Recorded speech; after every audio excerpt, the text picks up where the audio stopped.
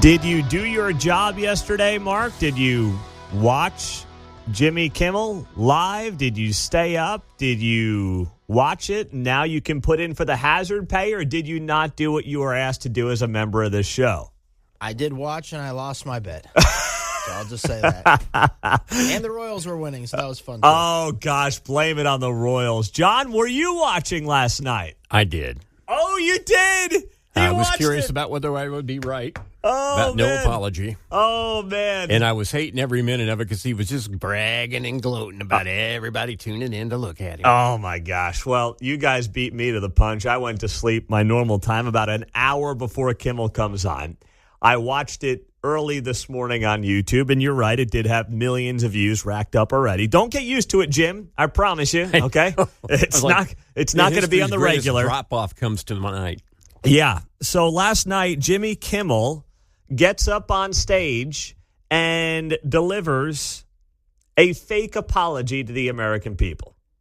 Jimmy Kimmel, of course, was suspended 1 week ago for a comment that he made about the Charlie Kirk assassin when he came out and he said this. In case you want to go back in time to last Monday, this is what got Jimmy Kimmel put on suspension.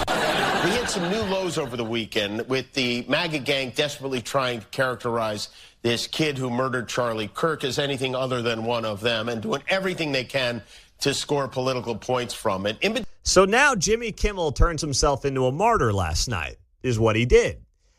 Jimmy Kimmel spent a few days being suspended. ABC made it very clear 2 days ago this was their decision and nobody else's. Now, some of the TV station owners around the country, Nexstar and Sinclair, are not bringing back Jimmy Kimmel to their TV stations, and that is absolutely their right. It's called the free enterprise, free markets, free business. Okay? They are making that decision. ABC is making its decision. None of this is involved with the FCC, despite what some of the conspiracy theorists are trying to make you believe. So with that being the case, Kimmel gets up there last night, and, you know, he's got a chance to really just say, I screwed up.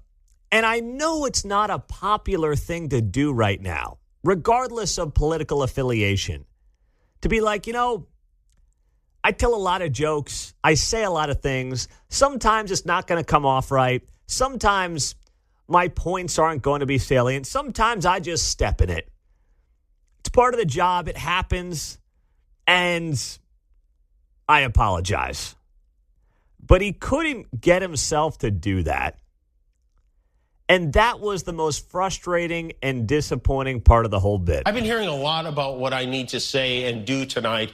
And the truth is, I don't think what I have to say is going to make much of a difference. If you like me, you like me. If you don't, you don't. I have no illusions about changing anyone's mind. But I do want to make something clear because it's important to me as a human. No, but here's the thing, though. Let me just stop right there. That's such a cop-out.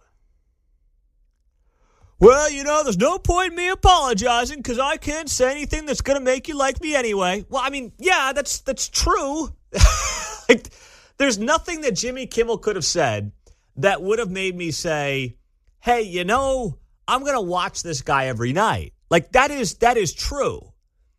But it's a total cop-out when you're asked, and frankly, if you want to be the adult, if you want to be the big man, all you have to do is say, I made a mistake.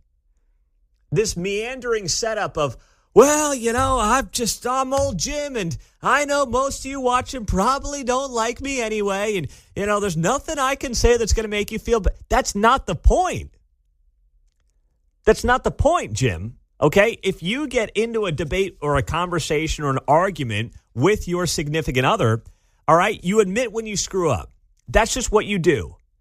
Stop with this whole setup and this whole meandering. You know, it doesn't really matter anyway. And that is, you understand that it was never my intention to make light of the murder of a young man. I don't.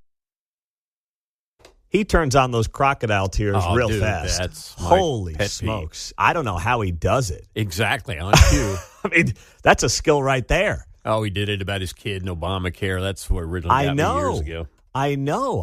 He's broken it out, you know, many times from what I've seen on social media. Once again, not that I'm watching, but man, he turned those things on real fast. I don't think there's anything funny about it. I posted a message on Instagram on the day he was killed, sending love to his family and asking for compassion, and I meant it, and I still do. Nor was it my intention to blame any specific group for the actions of what it was obviously a deeply disturbed individual.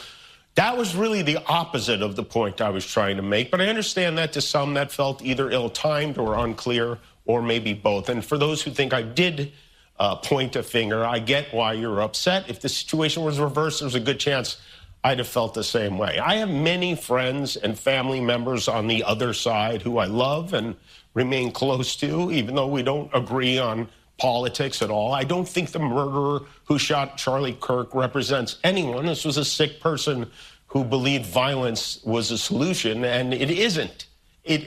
Ever. And also, selfishly,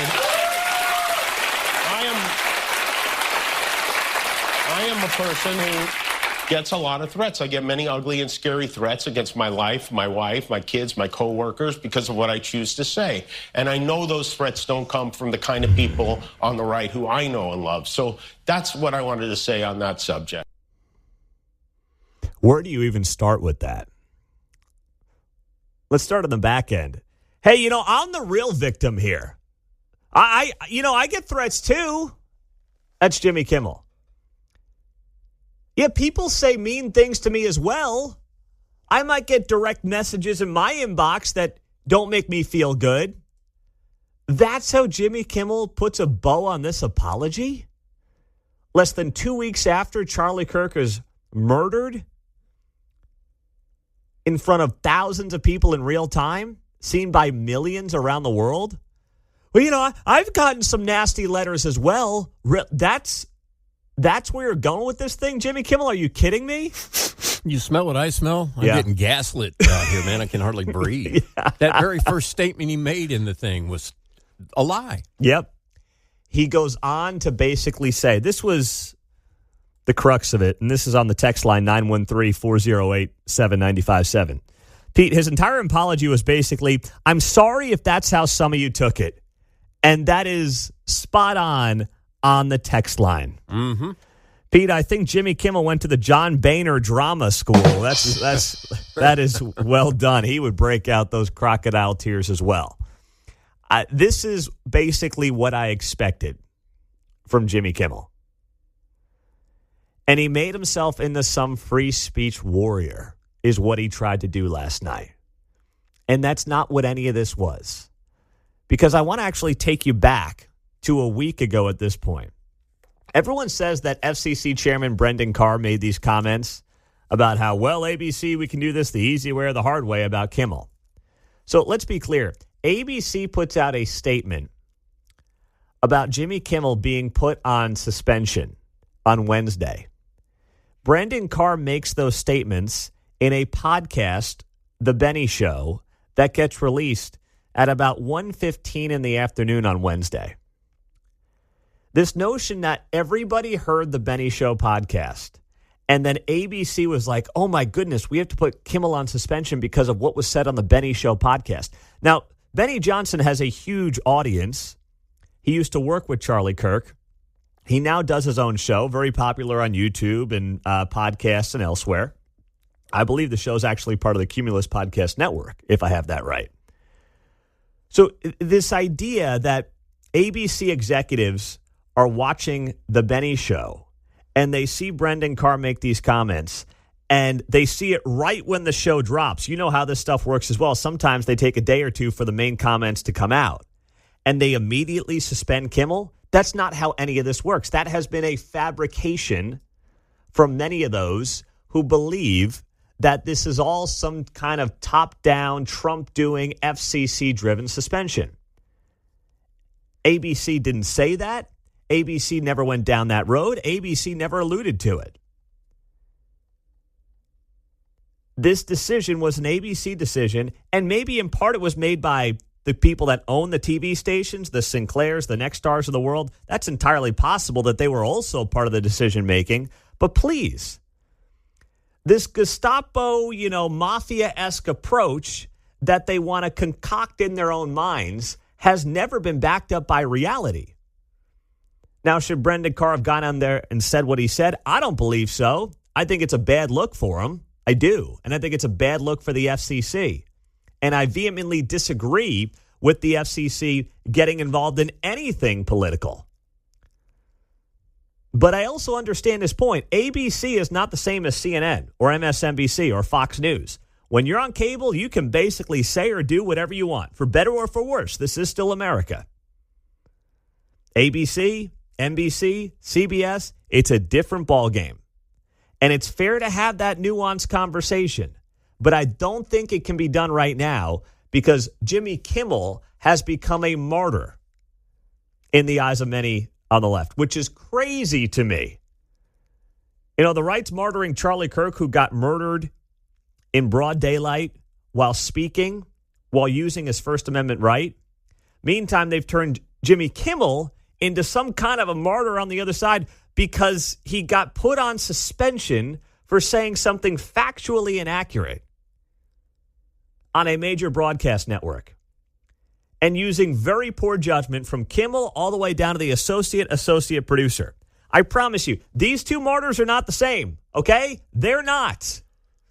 They're trying to justify a lie, right? There's nothing about his opinion. We all agree he has a First Amendment right. It was a lie, and we're trying to mask that and other issues. Yes, and that's exactly what happened last night. And I really thought that Kimmel, I didn't think he was going to do this, but there was maybe a 1% chance that Jim could have basically come on and done a show that was just like Carson-esque.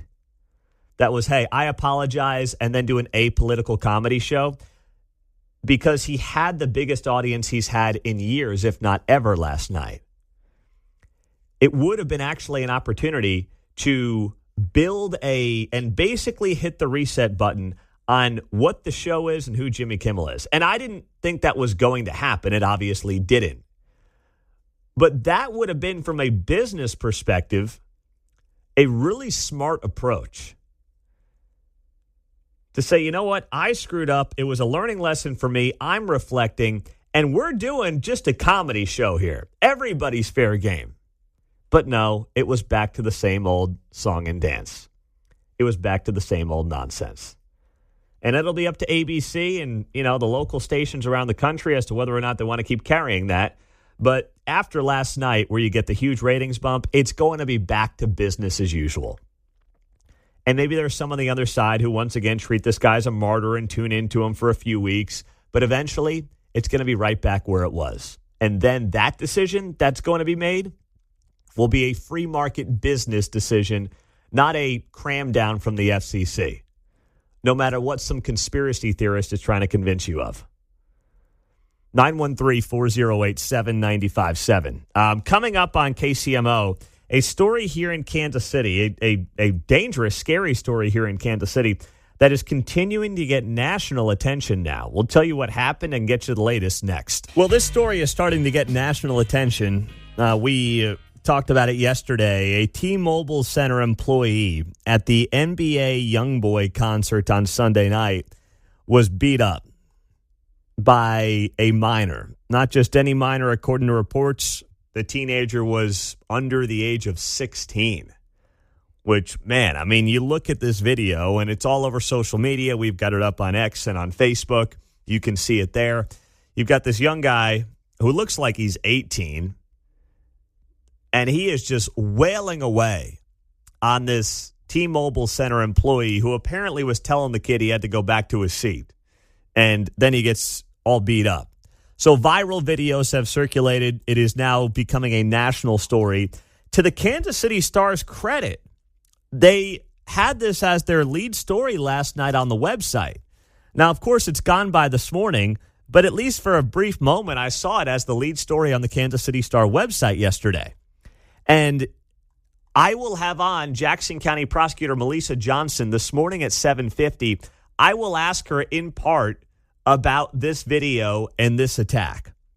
What we do know is that a minor has been detained by KCPD after the video shows him beating up a T-Mobile Center employee at the NBA Youngboy concert on Sunday night. This was confirmed by KCPD. The boy was released to his guardian, and the investigation is ongoing, according to KCPD. Viral videos from multiple concert goers show a young person push an older man wearing a T-Mobile Center polo into an aisle. Using both his fists, the boy punched the sitting man as onlookers screamed no and oh my God.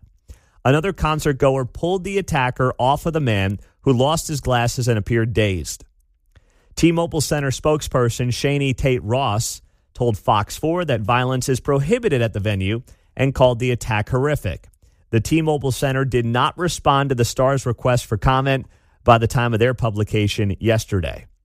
So NBA YoungBoy, the name in and of itself is so bizarre. He's from Louisiana. I guess he's a big deal in the rap world. And interestingly, you now have TMZ picking up on this. The New York Post has picked up on this story as well. So this thing is starting to get some traction. When TMZ is on it, when the New York Post is getting on it, it is only a matter of time before it makes it to a place like Fox News, which it would not shock me if it ends up there today. And then it blows up nationally. New York Post writing here, an elderly worker was thrown to the ground and ruthlessly attacked by a teen during an NBA YoungBoy gig as concert goers watched the disturbing assault unfold right in front of them. The guy's name is Thomas Schlang. He is 66 years old, and he was working at T-Mobile Center on Sunday night. I am going to work today to try to get a hold of Thomas. He did tell Fox 4 that he went down and he had multiple blows to his head. He said he was so enraged, meaning the person who attacked him, that he was just trying to protect the fans around him. Well, with all due respect to Thomas, there was nothing he was going to do. At that point, he was basically just in charge of protecting himself. He had his hands covering his head, and that was it. And you think about this man who's approaching 70 years old,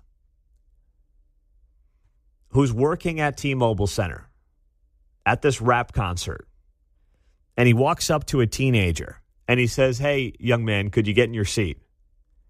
And this is the response. And I hate to be a pessimist here.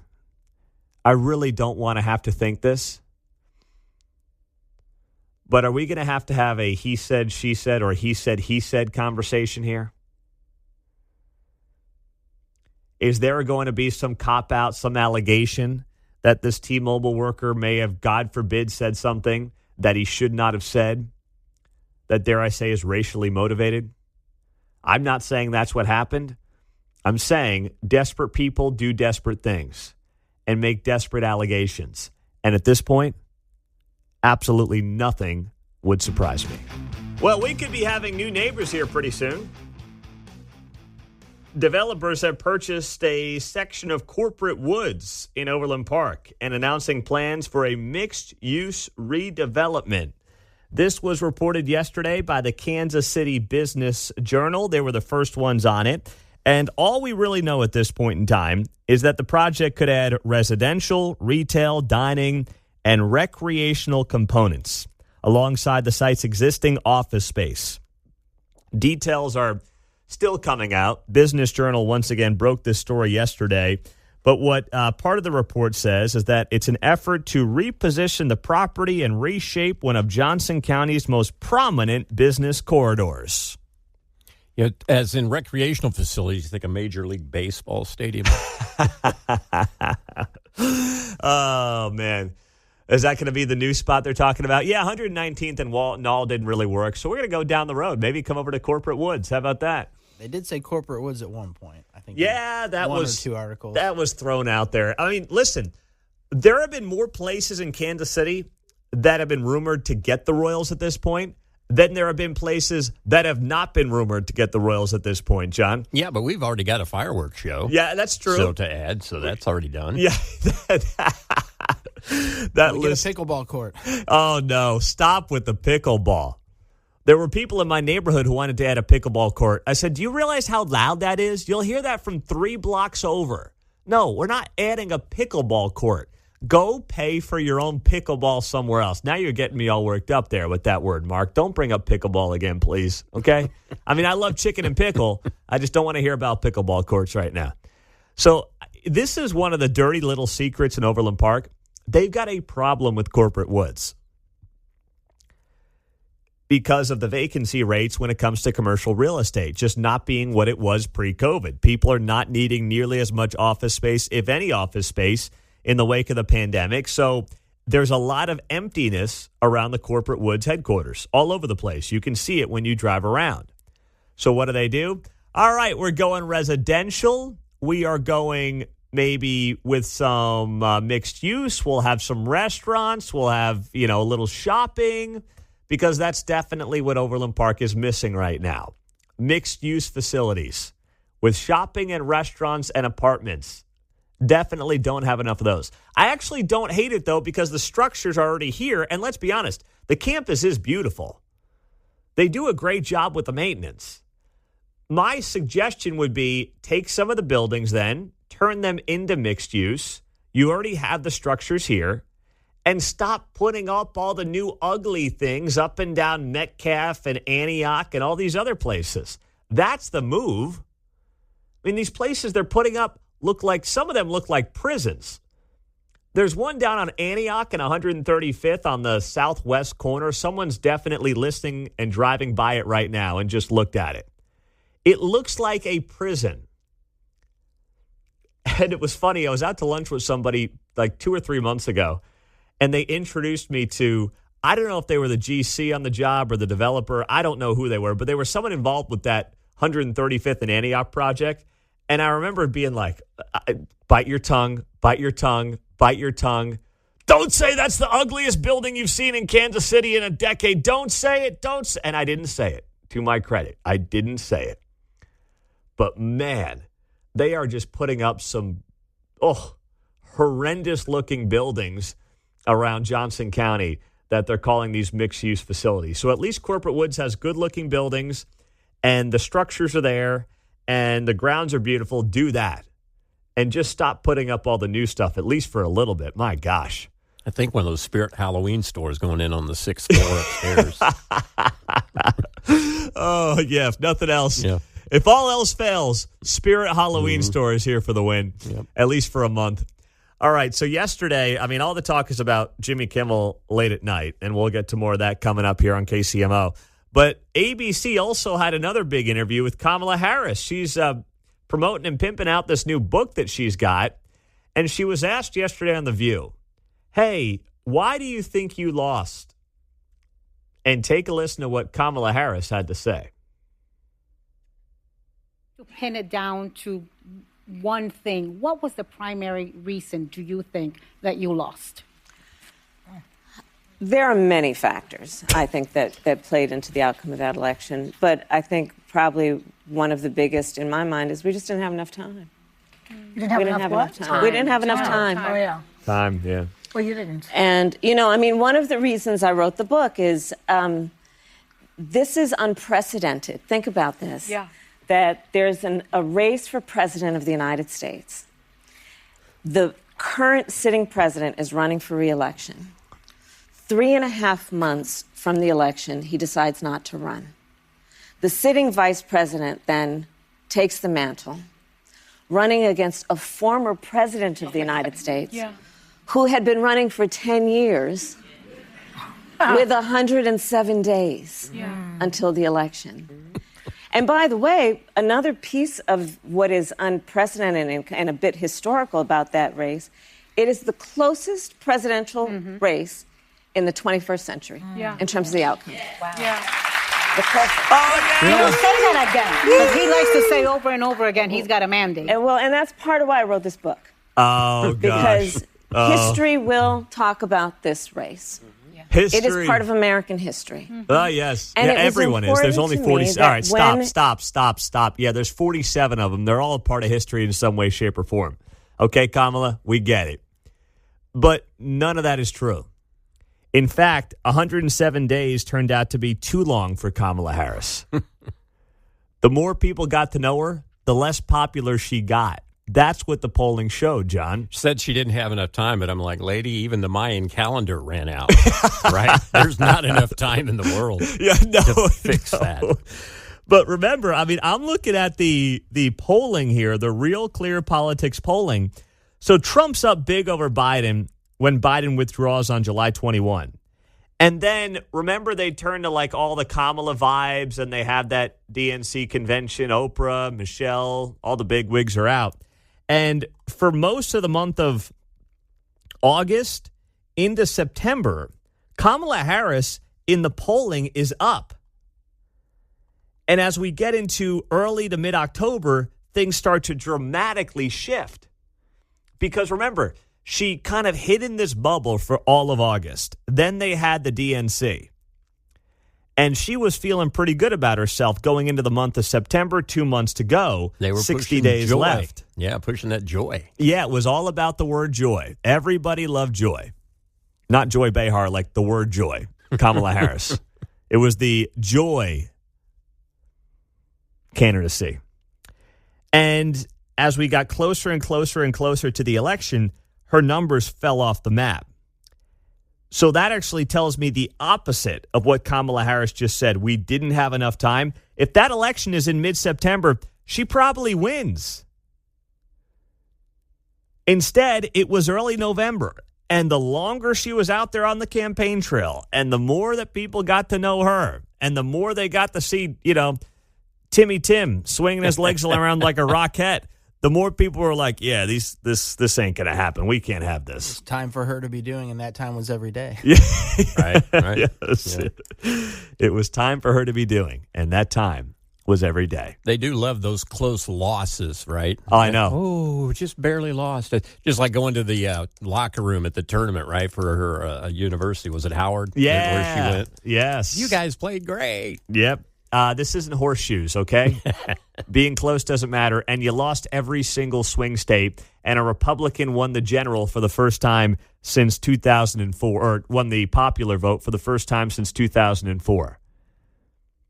I guess whatever makes you sleep well at night outside of that bottle of wine. Is it just me, or does it feel like a trial of a man who nearly assassinated the former president who then was a candidate really didn't get treated with the amount of attention that it should have gotten treated with over the last few weeks? 7:05 on a Wednesday morning on KCMO Talk Radio. I see this story with Ryan Ruth, and don't get me wrong, everybody covered it. And everyone wrote their news piece about it. Even though the New York Times published the wrong piece initially, they published a piece that said Ryan Ruth was found not guilty, which is crazy. But they screwed it up. I get it. I've been in that world. You pre-write both stories, and then you hit publish on the correct one. So somebody hit publish on the wrong story at the New York Times. It went on their website for a hot minute. Then they had to take it down and publish the correct story that said Ryan Ruth was found guilty on Tuesday of attempting to assassinate President Trump, then candidate Trump. But if you think about this story in the wake of the current landscape that we find ourselves in, of course, Trump nearly lost his life at the hands of somebody else 1 year ago. Then there was this Ryan Ruth situation. We are 2 weeks removed to the day from Charlie Kirk's assassination.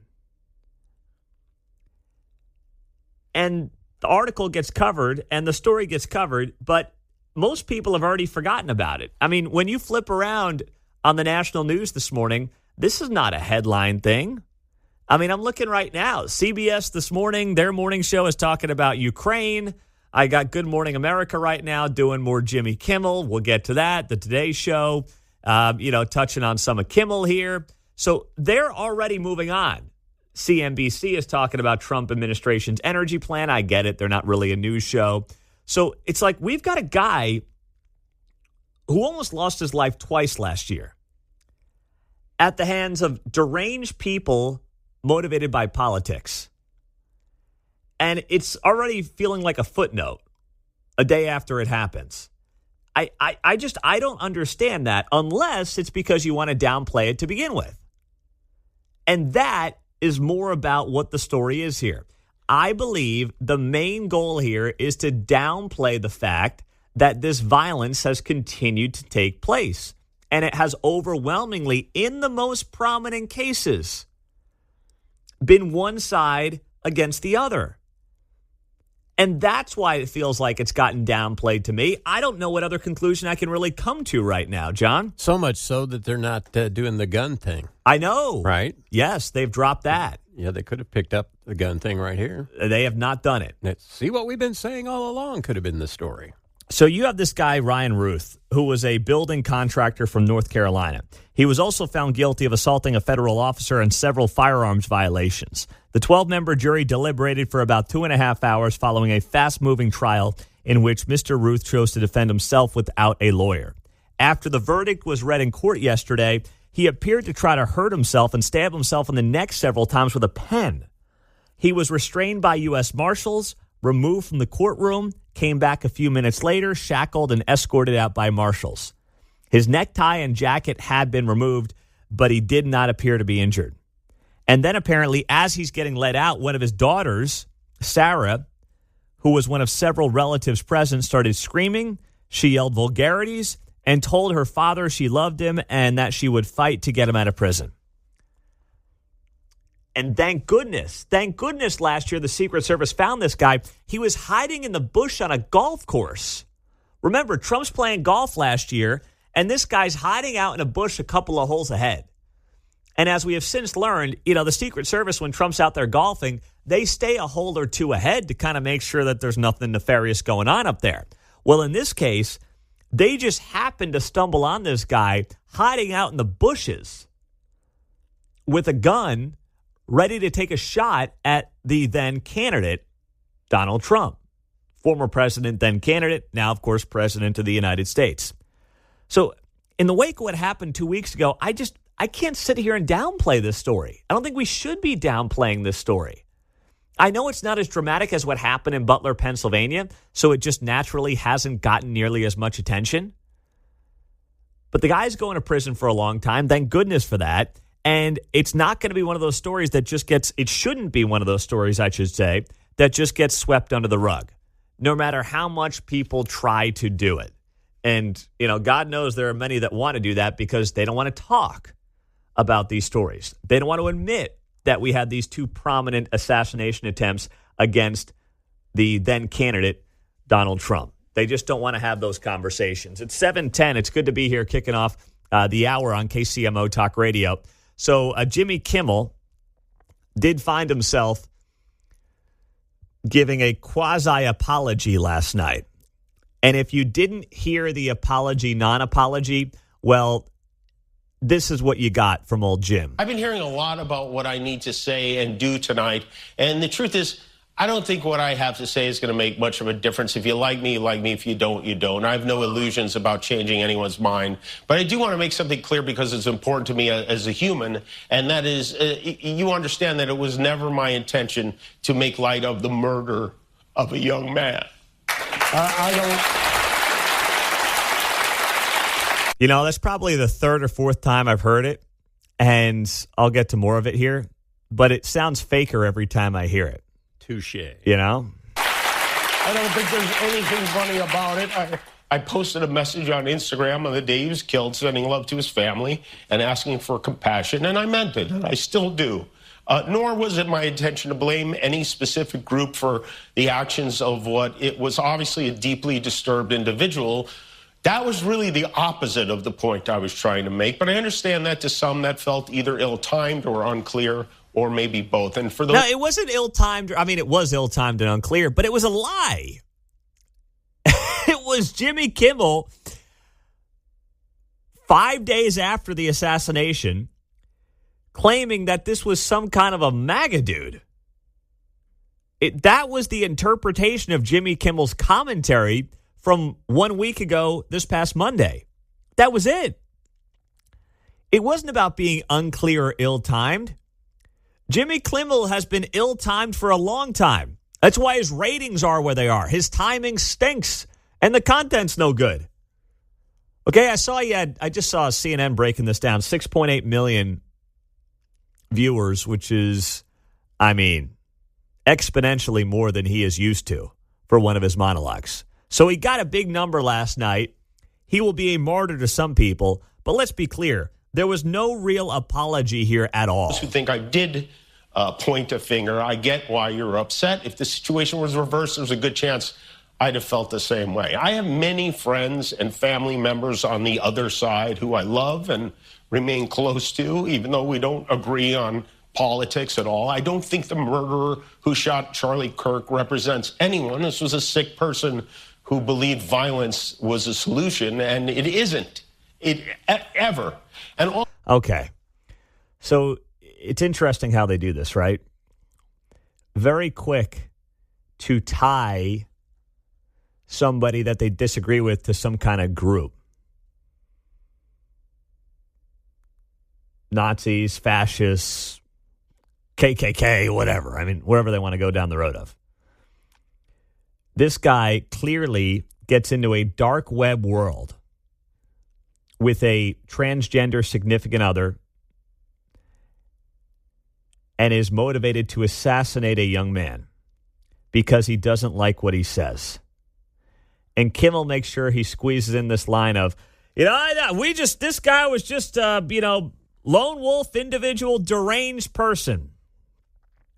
Well, that also isn't telling the whole story there, Jim. But I know. You didn't want to get in the way of your own narrative last night, right? Because that is what it largely was about. And mix in some crocodile tears while you're at it. Which, even though they now love him probably in Hollywood and he's become a martyr, that ain't winning you any Emmys. I promise you that much. So last night, Jim Kimmel gets up there, does a show for the first time in about a week, and sheds a few crocodile tears and, acts like some kind of free speech warrior. Let's not forget, this guy, when Tucker Carlson was fired, was doing cartwheels. He celebrated Roseanne getting canceled as well.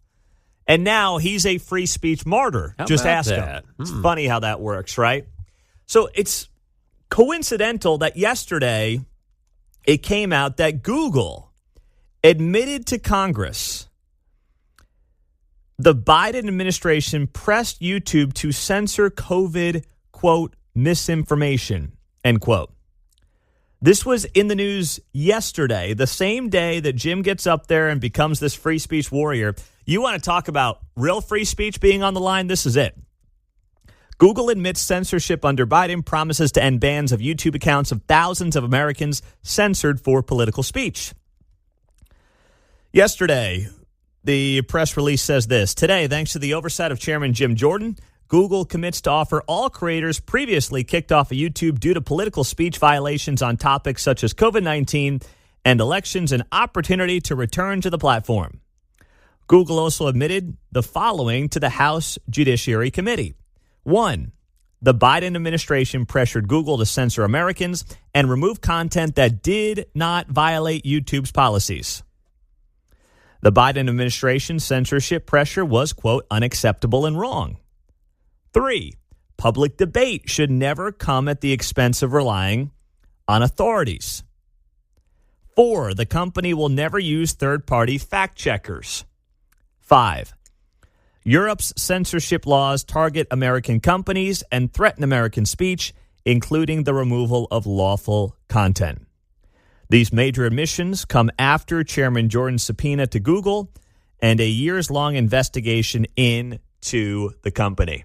That is censorship right there, John. How about that? The left, they're supporters of that, the Department of Truth or Ministry of Truth we wanted to have to sort out misinformation. Yes. They deemed it. Exactly right. So YouTube admitting that it was the previous guys who basically strong-armed them to shut down speech on YouTube that they did not like. That is a violation right there of free speech at its very core.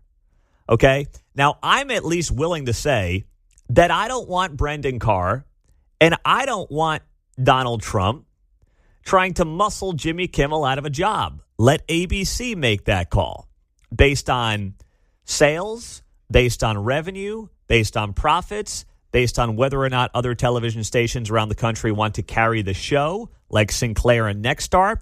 Let that be a free market decision. I really don't want Trump or Brendan Carr getting involved in this. I'm willing to say that. I'm wondering if we have the conversation in reverse if other people would be willing to say that, John. I'm with you. I'd like to reconstruct a timeline, though. So we had Jimmy Kimmel say what he said. And it happened to be a lie, not that it was just his opinion, but we move on from the lie.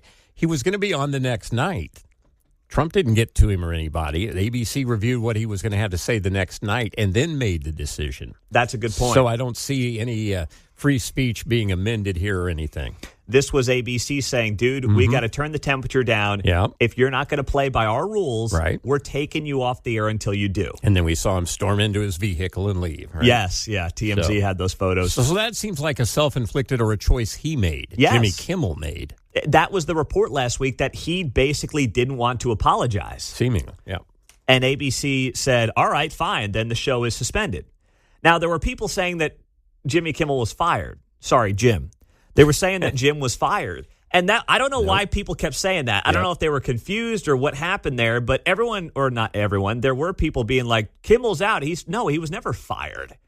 He was on an indefinite suspension. That was always the case. I think Trump thought he was fired on the airplane yesterday. He mentioned, he's let go, they let him go. Well, that's where Trump puts up this Truth Social last night. And he says, I can't believe ABC fake news gave Jimmy Kimmel his job back. The White House was told by ABC his show was canceled. Something happened between then and now because his audience is, all caps, gone, and his, quote, talent, end quote, was never there. Why would they want someone back who does so poorly, who's not funny, and who puts the network in jeopardy by playing 99% positive Democrat garbage? He is yet another arm of the DNC, and to the best of my knowledge, that would be a major illegal campaign contribution. Trump adds here, I think we're going to test ABC out on this. Let's see how we do. Last time I went after them, they gave me $16 million. This one sounds even more lucrative. A true bunch of losers. Let Jim Kimmel, well, he says Jimmy, let Jimmy Kimmel rot in his bad ratings. Okay, Trump finally gets to a decent point there at the end. Let Jim rot in his bad ratings. Let the marketplace take care of this. That's where you can't have it both ways. I mean, there are people in Trump's camp and the FCC, I believe, rightfully saying that this is going to be a free market decision. ABC will make the call based on how well the show does, profit-wise. You will have the owners of television stations around the country, like Sinclair and Nexstar, who will decide whether or not they want to continue to carry the show. That will influence ABC's decision, and that's it. Now, of course, there is that nuance of the fact that ABC, NBC, and CBS do have FCC licenses that have to be overseen. They have to handle those licenses appropriately. They're not a cable news channel. This is not Fox News. This is not CNN. It's not MSNBC. So, yes, they are held to a different standard, and it's fair to point that out. But when you put out a post like this, you are giving your other side a lot of ammunition to work with, right? By saying, well, let's see what we can do here. I went after them. They gave me $16 million over that, George Snuffleupagus commentary. So let's see if we can get them now. Yeah. That's where it's like, man, if you're going to do it, can you be a little more sly about it? I was going to say, it doesn't take much. They'll make something out of nothing as it is. Right? Oh, that they will definitely do that, right? So I'm just saying, you've got to be more nuanced with the approach and explain exactly why, if you're going to do this, why it's not an administration strong-arming a television network.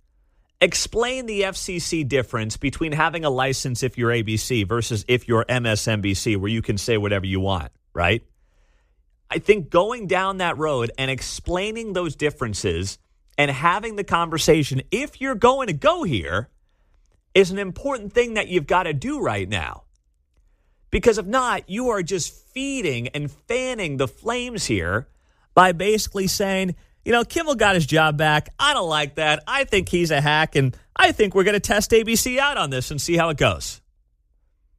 We all know that these networks are biased. We all know they haven't done real journalism, and they do not platform voices on one side of the political aisle. And because it's not a YouTube channel, it's not a cable news channel, they do have different standards. How exactly do you go about doing that, though? That is the difficult part.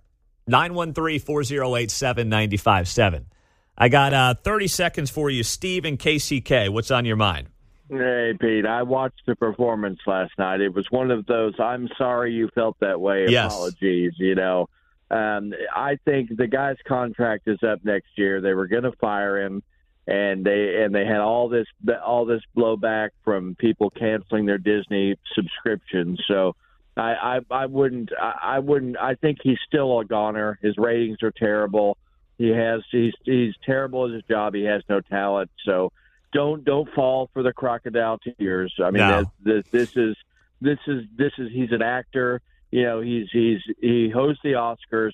So let's I thought he was playing to his liberal audience last night. Don't fall for it. Is what I'm saying, basically. Thank you, Steve. How about that, too? When he mentions, hey, we've got hundreds of people who work on this show. My gosh, man. You doing 5 hours a week? You got hundreds of people on the show? I got myself, I got John, I got Mark, I got 3 guys. We're doing 20 hours a week.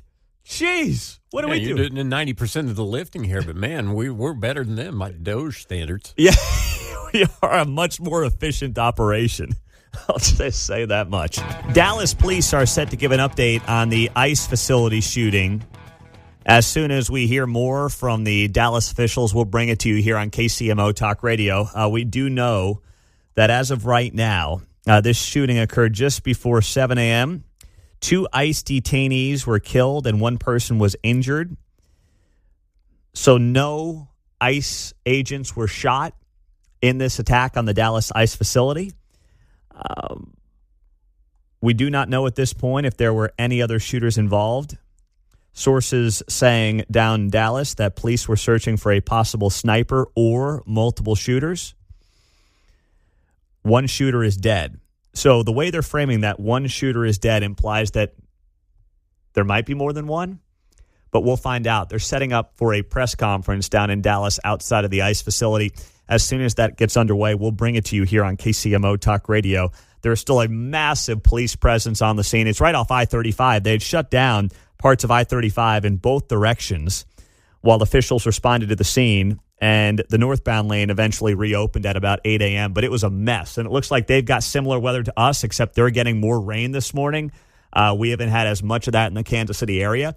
But as soon as this thing does go to a press conference, we will bring it to you here on KCMO. Once again, to reset, police are set to update momentarily on the ICE facility shooting down in Dallas. We know that 3 people are dead, 2 ICE detainees, 1 shooter, and 1 other detainee was injured in this attack down in Dallas early this morning. All right, Jimmy Kimmel makes his return last night to ABC, and it was cringy. I watched it this morning. I was not going to lose sleep over Jimmy Kimmel. I ended up just getting up early and watching his 28-minute monologue that he did there. But this was just, oh gosh, I'm cringing just thinking about playing it. But since I saw it, you've got to listen to it for yourself, all right? I've got to share this with you because if I have to suffer, we're all suffering together here, okay? We're one big family on KCMO Talk Radio. And this was a skit that was done between Jimmy Kimmel and noted TDS sufferer Bob De Niro. Jim and Bob did a little skit together. And of course, it was hyper-partisan because Bob's the guy who's like, screaming at Trump on the street corner in New York City. He's yelling at the walls about Trump there in New York. So it was such a missed opportunity for Kimmel because he had this huge audience last night. He could have gone back to the Johnny Carson playbook. He could have hit the reset button on his whole career. He elected not to do it. Missed opportunity. He got a big bump last night. He'll be back to the same lowly rated numbers he had before all this stuff happened. And this cringy skit between Jim and Bob De Niro, who is playing in the skit the FCC chairman, is just, I'm warning you, you're going to cringe. I'm sorry, what is your name? Because I was expecting to talk to the chairman of the FCC. You don't need to know my name, and I am the new chairman of the FCC.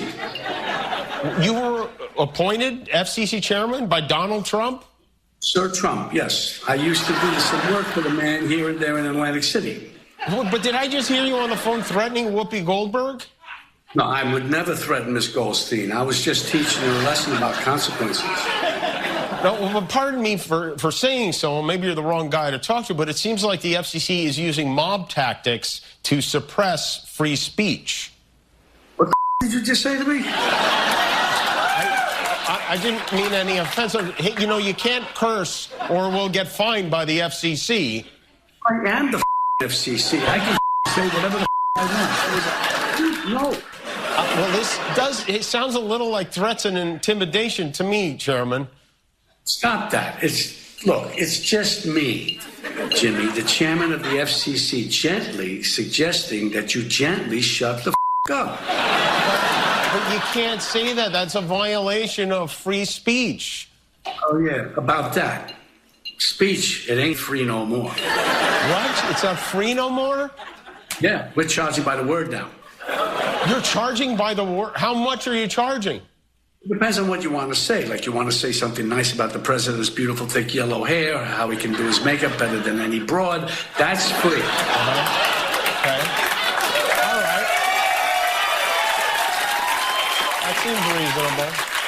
But if you want to do a joke like he's so fat he needs 2 seats on the Epstein jet, that's for the cost.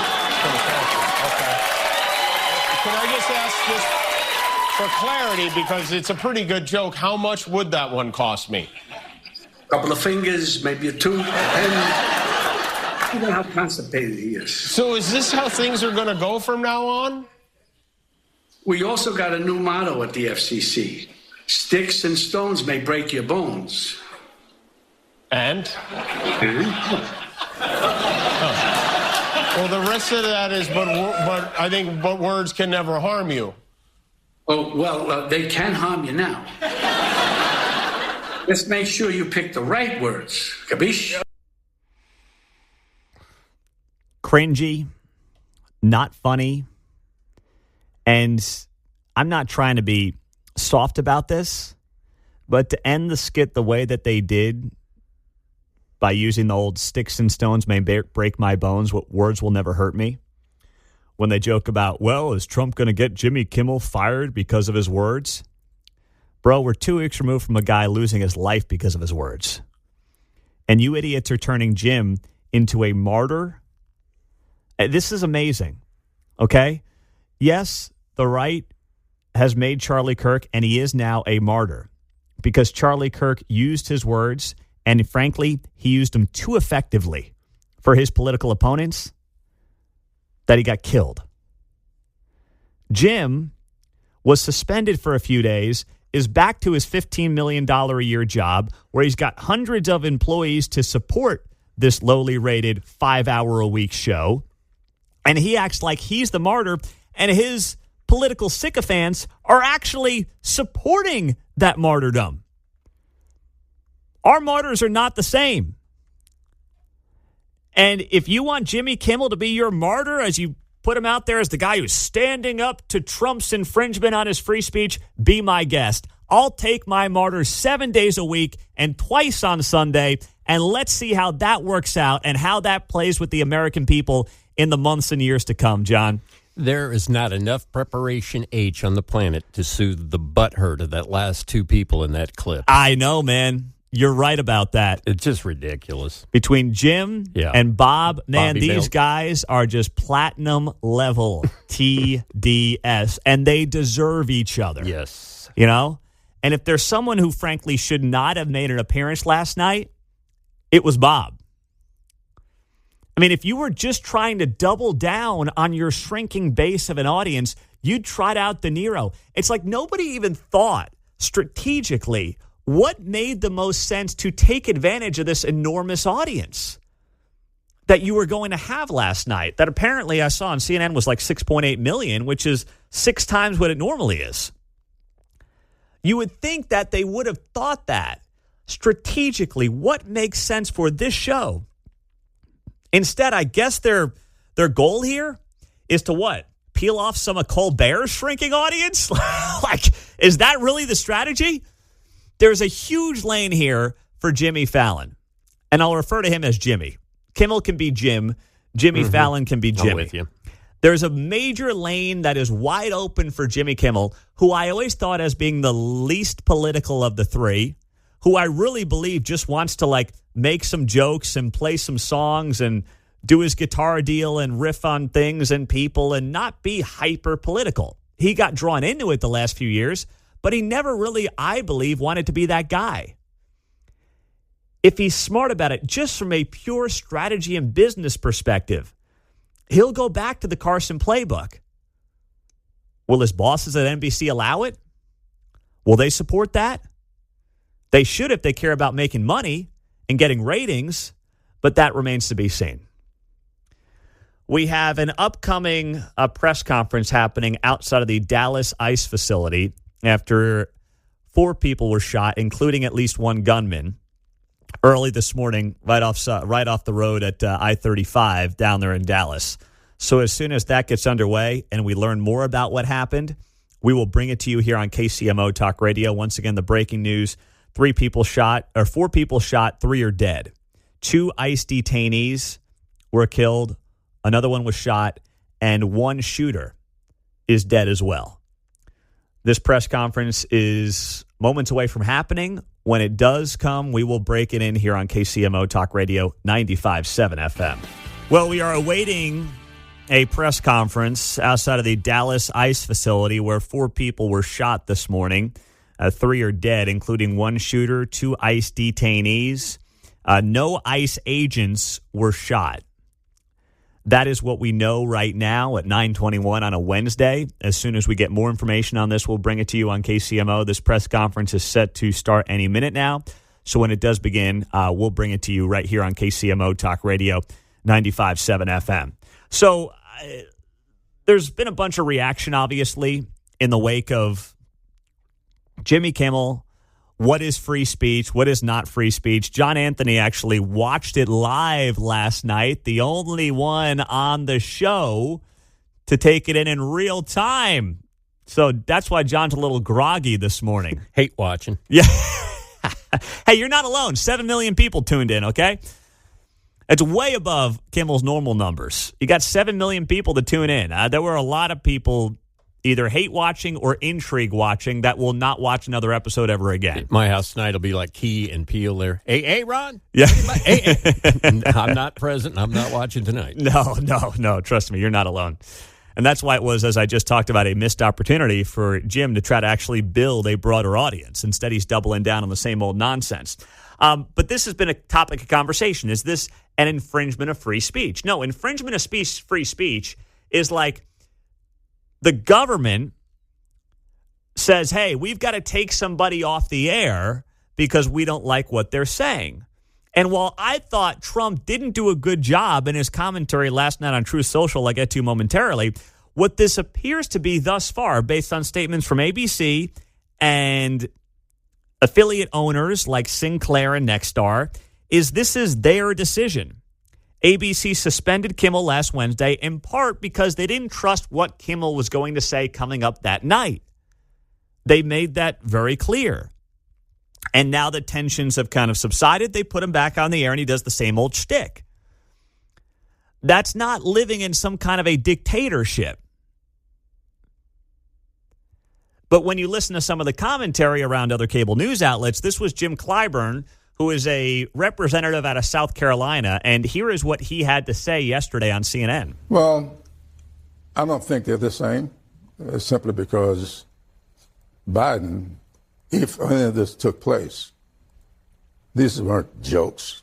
This wasn't a TV show. This was a pandemic, and we didn't need to have misinformation going out about this pandemic. There was enough coming from the president at the time. Put Clorox in your veins? That's the kind of foolishness the Biden. So Jim Clyburn's literally getting up there, and they ask him a question saying, hey, if you're going to get mad at Trump for, as you may say, infringing on free speech, well, what about this decision yesterday where Google admitted to censorship under Joe Biden's presidency? And they said that due to political speech violations on topics such as COVID-19 and elections, They were basically banning people on YouTube. Don't you have to be upset with that if you're going to claim that Trump is trying to get Jimmy Kimmel thrown off the air? And Jim Clyburn says, nope, because that was a pandemic. This is a joke. Dude, at the very least, look in the mirror and realize how intellectually dishonest you are being with that kind of statement. No. See, it's okay when we do it because we're trying to save lives. We're so important. We're trying to save people here. That is a quintessential example. Well, it was Google yesterday, wasn't it? Meta a couple of weeks ago, a few months ago? Yeah. With Mark Zuckerberg there. This is a quintessential example of somebody thinking that the government can do no wrong. I would like Trump to stop talking about Jimmy Kimmel. I would like Trump to never post online about Jimmy Kimmel.